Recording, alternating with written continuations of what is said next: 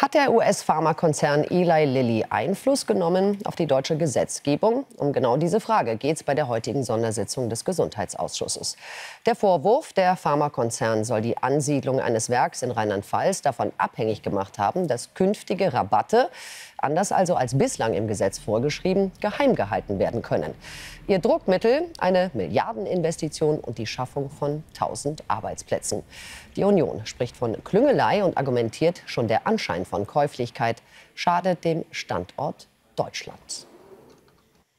Das ist schon ein Ding. Darüber möchte ich sprechen mit Tino Sorge. Er ist gesundheitspolitischer Sprecher der CDU. Schönen guten Tag, Herr Sorge. Also für, sagen wir mal so 2,3 Milliarden Euro können sich Großkonzerne in Deutschland also die Gesetze so schreiben lassen, wie sie das gerne möchten. Wie kann das bitte sein? Ja, im Grunde wollten wir ja das genau wissen. Deshalb gab es heute auch die Sondersitzung zum wiederholten Male eine Sitzung, weil wir einfach vom Bundesgesundheitsminister Aufklärung wollten. Der konnte das nicht entkräften, der konnte sich teilweise nicht erinnern. Dann haben wir gesagt, jetzt müssen wir denjenigen, der am Gespräch auch teilgenommen haben, also jetzt Bundesfinanzminister Cookies mal befragen. Ja. Der war dann heute im Ausschuss, aber man muss sagen, wir haben mehr Fragen als Antworten. Er konnte auch nicht zur Erhellung beitragen. Also da konnte jetzt auch nicht gesagt werden, nein, nein, das ist alles ganz anders gelaufen, weil die Dokumente, die da vorliegen, die legen ja schon nahe, die Auszüge aus dem Bundesgesundheitsministerium damals, dass es eben genau so gelaufen ist, wie es dargestellt wurde hier. Ja, im Grunde muss man sagen, also jeder freut sich über Ansiedlung in Deutschland, wir auch. Also ich finde das eine super Sache, dass da investiert worden ist. Was uns oder was mich natürlich auch stört, ist, dass man jetzt so tut, als habe es da möglicherweise gar keine Kausalität gegeben. Also wir wollten einfach wissen, war das so? Gab es da Gespräche darüber? Es gab mehrere Telefonate, an denen auch der Bundeskanzler teilgenommen hat, Herr Cookies auch. Und der Bundesgesundheitsminister ist hier offensichtlich vollkommen außen vor gelassen worden. Das Interessante ist, dass der Bundesgesundheitsminister noch vorher, also vor dieser Ansiedlung gesagt hat, na, Vertraulichkeit der Preise ist keine gute Sache. Im Bundesgesundheitsministerium hat man davor gewarnt, wegen der Transparenz, Bürokratie.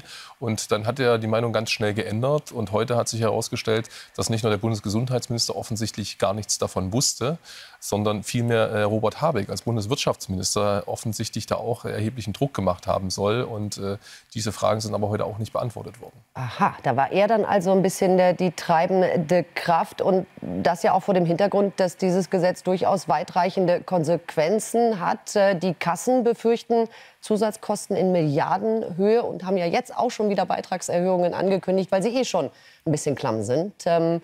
So ein Gesetz dann einfach so durchgehen zu lassen, halten Sie das dann noch für demokratisch, muss man sagen? Also man muss sagen, das Thema Vertraulichkeit der Preise ist häufiger diskutiert worden. Da geht es auch um bestimmte Dinge der Referenzierbarkeit. Also wenn andere Länder wissen, wie sind die Preise in Deutschland, also wie hoch sind dann in anderen Ländern auch die Preise. Aber hier geht es ja eher um die Frage, ob Olaf Scholz als Bundeskanzler Auftragsarbeiter für ein einzelnes Unternehmen gewesen ist. Also es spricht ja nichts dagegen, wenn man diese Probleme diskutiert, sagt, da gibt es Ansiedlungsbestrebungen, da gibt es bestimmte Hindernisse, wie kann man die lösen. Aber wenn der Minister, der dafür zuständig ist, also der Bundesgesundheitsminister, stellt sich jetzt heraus, offensichtlich an den Gesprächen überhaupt nicht beteiligt gewesen ist, noch dazu vorher eine andere Meinung hatte, die dann im Gesetzgebungsverfahren geändert hat, der Bundeskanzler nicht in den Ausschuss kommt. Also wir wollten ihn ja heute zitieren, das ist leider gescheitert, weil die Restampel gesagt hat, wir wollen das nicht. Und auch Herr Cookies als damaliger Staatssekretär und jetziger Bundesfinanzminister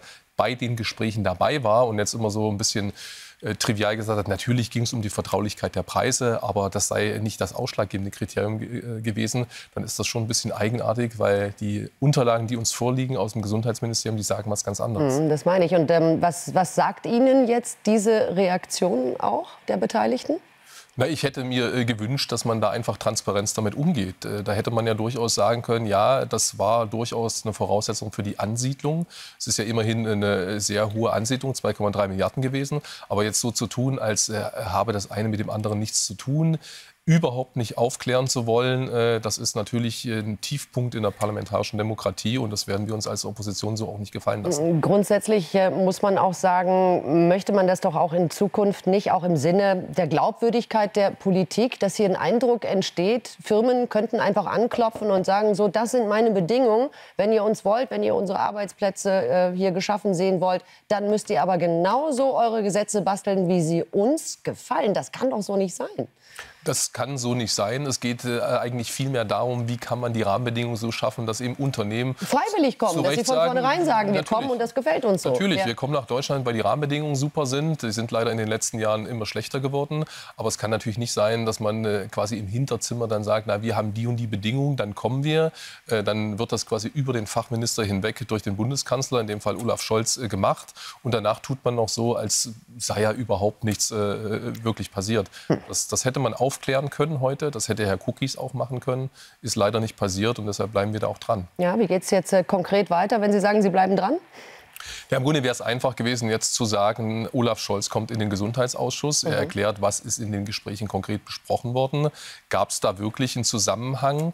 Man hätte ja auch sagen können, natürlich war das eine Investitionsansiedlung, die möglicherweise gescheitert wäre. Deshalb haben wir in der Abwägung gesagt, das ist durchaus sinnvoll, vertrauliche Preise in bestimmten Fällen zu vereinbaren.